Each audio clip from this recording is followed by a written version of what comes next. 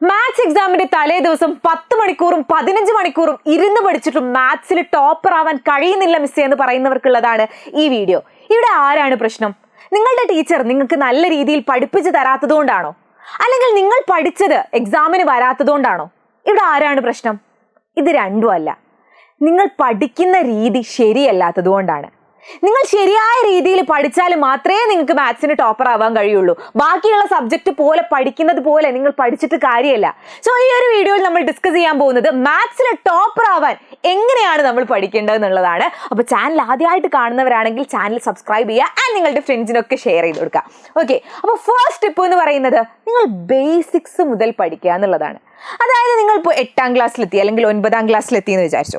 അപ്പോൾ ഇപ്പം മുതൽ ഞാൻ പഠിച്ചു തുടങ്ങുന്നു, ഇപ്പം മുതൽ ഇതുവരെ മാത്സ് എന്താന്ന് പോലും അറിയാത്ത ഒരാൾ ഇപ്പം മുതൽ ഞാൻ പഠിച്ചു തുടങ്ങുന്നു എന്ന് വിചാരിച്ചിട്ട് കാര്യമില്ല.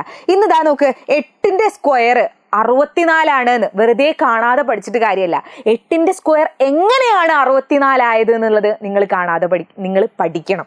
അതായത് 8 × 8 ആണ് 8ന്റെ സ്ക്വയർ അല്ലെ. 8ന്റെ സ്ക്വയർ 64 കാണാതെ പഠിക്കണ്ട. 8 × 8 ആണ് 8ന്റെ സ്ക്വയർ നിങ്ങളുടെ മൈൻഡിലേക്ക് വരണം. അപ്പൊ നിങ്ങൾക്ക് ചെയ്യാൻ പറ്റും. അപ്പൊ നമ്മളുടെ കാണാതെ പഠിക്കേണ്ട കാര്യമില്ല.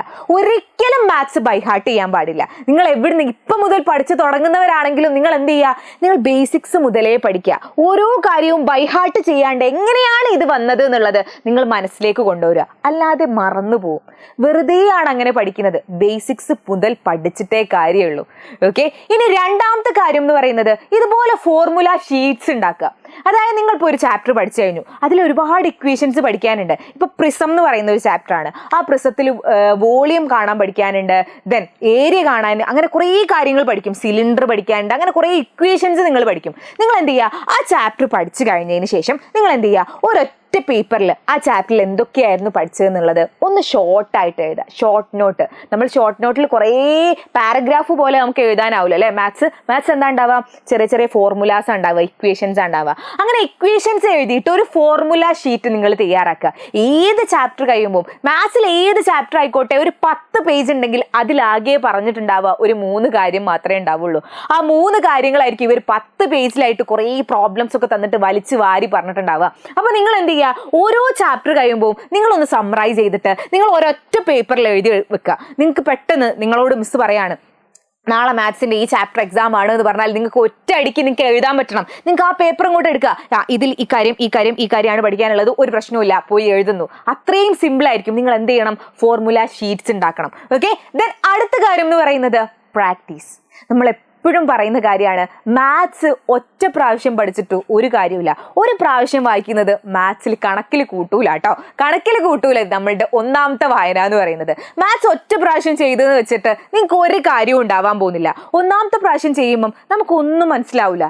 ആ പ്രോബ്ലം തന്നെ നിങ്ങൾ ഒരു പ്രാവശ്യം കൂടി ചെയ്ത് നോക്കുക. അപ്പൊ കുറച്ച് എവിടക്കോ കത്തും. പിന്നെ ഒന്നുകൂടെ ചെയ്ത് നോക്കുക. അപ്പൊ നിങ്ങൾക്ക് കുറച്ചുകൂടി കത്തും. 4ാമത്തെ പ്രാവശ്യം നിങ്ങൾ ചെയ്യുമ്പോൾ ബൈഹാർട്ടായിട്ട് നിങ്ങൾ സിമ്പിളായിട്ട് അങ്ങ് ചെയ്തെടുക്കും. അപ്പോൾ നിങ്ങൾ എത്രത്തോളം പ്രാക്ടീസ് ചെയ്യുന്നു അത്രത്തോളം സിമ്പിൾ ആയിരിക്കും. ചില പ്രോബ്ലംസ് ചില കുട്ടികൾ വിചാരിക്കും 1ാമത്തെ പ്രാവശ്യം ചെയ്യുമ്പോൾ തന്നെ തോന്നും ഇത് സിമ്പിൾ ആണല്ലോ, ഇതിന് ചെയ്യേണ്ട ആവശ്യമില്ല എന്ന്. നിങ്ങളോട് മറന്നു പോകും കേട്ടോ.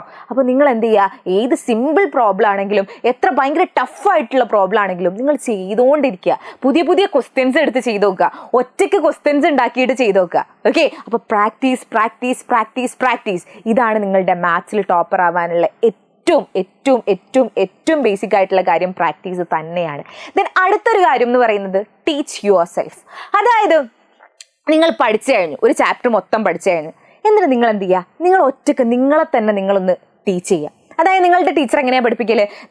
പ്രിസത്തിന്റെ വോളിയം കാണൽ ഇങ്ങനെയാണ്, ഇതിങ്ങനെയാണ്, അതിങ്ങനെയാണ് നിങ്ങൾക്ക് പറഞ്ഞുതരില്ലേ? അതുപോലെ നിങ്ങൾ എന്ത് ചെയ്യുക? നിങ്ങളൊന്ന് നിങ്ങളുടെ കണ്ണാടിന്റെ മുന്നിൽ പോയിന്നോ, അല്ലെങ്കിൽ നിങ്ങളോട് ഒറ്റയ്ക്ക് തന്നെ പറയുക, ഇതിങ്ങനെയാണ്, അതിങ്ങനെയാണ്, ഇതിങ്ങനെയാണ്. ഒന്ന് ഓർത്തെടുക്കുക, ഒന്ന് മനസ്സിലേക്ക് കൊണ്ടുവരിക. ഞാൻ ഇതൊക്കെയായിരുന്നു പഠിച്ചത്, ഇതിങ്ങനെയായിരുന്നു ചെയ്തത്, ഇതിങ്ങനെയായിരുന്നു ഉണ്ടായിരുന്നത്.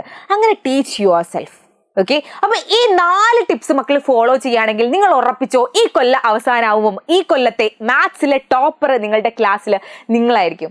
സോ ഇത്തരം സ്റ്റഡി ടിപ്സിനായിട്ട് നമ്മുടെ ചാനൽ സബ്സ്ക്രൈബ് ചെയ്യുക ആൻഡ് ലൈക്ക് ചെയ്യുകയും നിങ്ങളുടെ ഫ്രണ്ട്സിനൊക്കെ ഷെയർ ചെയ്ത് കൊടുക്കുകയും ചെയ്യാം കേട്ടോ. Okay, then bye.